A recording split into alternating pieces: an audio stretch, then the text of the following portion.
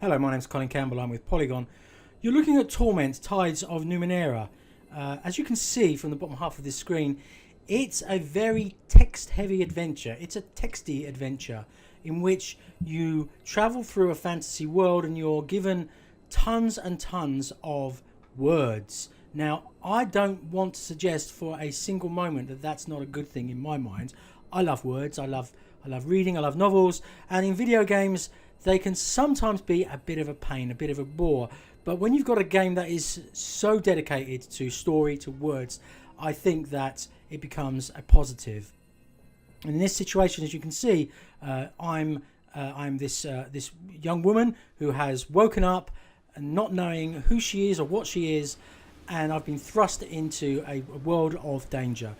In the early part of the game, just before this, I've spent some time going through some fairly rudimentary puzzles, I suppose is the right word, and during those I've been able to choose what sort of a character I want to be, and I've chosen a character who has reasonable attributes in terms of her strength, in terms of her speed, in terms of her intelligence, but overall what I'm looking for is a character here who's going to be good at sneaking around. That's the sort of character that I like. Now you can see here on this screen there are a number of coloured pods. Inside each of those pods are sort of creatures, animals, that or their stories, so to speak, and you, the character, must go to each of them and interact with the stories in order to sort of mind meld with those characters and attain their powers, and they're quite happy for you to do that. And so on each occasion, the creature is in a you reach into the story, the creature is in a certain situation. There was one where it was like a wolf-like character who was leading her pack and fighting against a pack leader from another pack, and it was a moment of extreme peril, and the wolf was kind of looking to you to decide what needed to be done. And some of the options were, well, try to make a deal with the other wolf, or run away, or or try to kill this wolf, and so that you become the alpha, and then you can move on with your life. And that's what I chose, because when you're dealing with wolves, that's generally speaking what they want to do. And so as you can see, quite a lot of different options, but I think fairly forgiving at this stage of the game in terms of what you want to do. I didn't come across a situation where I did something so terribly wrong that I was immediately killed or I'd lost any progress. And like I say, the choices were fairly straightforward at this point, but they were all interesting enough for me to want to read the things that were on screen. That wasn't just kind of clicking through automatically going, hurry up, I want to get to the action. This is the action. The action is reading, deciding, thinking about it, and quite often one of the options is, hey, try to get some more information about this situation, and that's what I did. So this sort of game is really not for everybody, but I think that's kind of to its benefit. And in this sort of tactical part of the game, and this is only one small part of the game, that these bad things have been sent down to kill me, and I've just defeated them by using a second an AI assistant to distract them as I go around, deal with these pods, and move on to the next level. During this situation, I'm both enhancing my character and interacting with the story and interacting with the mini stories of the different creatures. What I will say about it is, as we go on to the next section in the game, which is much more of a standard text situation, a really nice piece of art there, and a basic story of some people who are being bullied.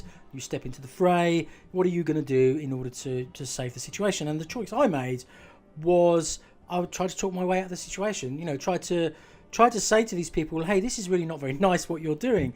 Now, in this game, as in real life, that is not necessarily the best choice to make, but I think it's fair to say that that's what I would try to do in any given situation. And that's what I like about these adventures. When text adventures first appeared, my God, 30 odd years ago, their creators were saying, we love fantasy books, we love fiction, we love novels. Imagine if you could put yourself inside those books and almost dictate the way the story goes. Now, obviously, the design dictates that you can't just simply do anything, but you can create your own story, create your own character, create the relationships that you have with groups of people, with individuals, and that's what this game does. Every time the PR people pop up to talk about this game, they make it very clear that it's not about high action, high impact, boom, bam, fizz. It's about taking your time. It's about story. It's about interacting with characters. Now, you may remember that this game has been around for a long time. It didn't come out, but it was kickstarted in 2013. It made, I can't remember, $4.5 million or something. And Kickstarter since then has been through some rough patches, some disappointments. But I think this is one of those games that kind of prove the benefit of the system. That In Exile, the boss of the company, Brian Fargo, was spending a lot of time in the previous years traipsing around games publishers and being told to create games that he wasn't particularly interested in creating.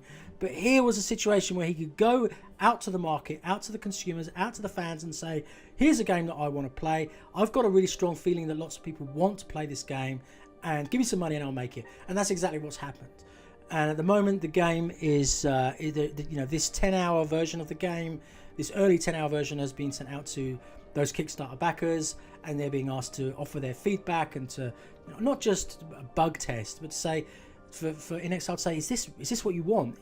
Tell us if we're doing the thing that you pay for. And I think that's really important. And I think from their point of view, it's a genuine question that they're asking their consumers: is this what you want?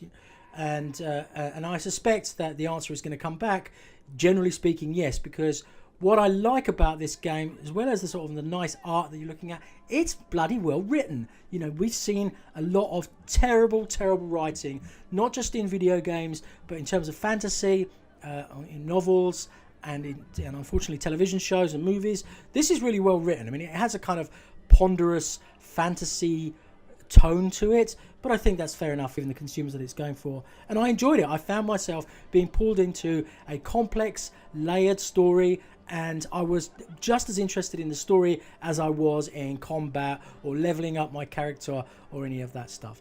Now, Torment obviously is a successor to a 1999 game called Planescape Torment, but it's not 1999 anymore, it's 2016, and these guys are trying something that is genuinely different. Bringing out a text adventure with rich artwork and some sort of tactical elements with an RPG core to it. I think it's really ballsy, and I'm looking forward to the final game. Now, whether I'm going to spend the full 50 hours with it, I don't know, but I'm going to spend some more time with this early build. And if you're a backer, obviously I hope you enjoy it too. And if you're not, keep an eye out for that early access release, because if you like a big involved story, this could be for you.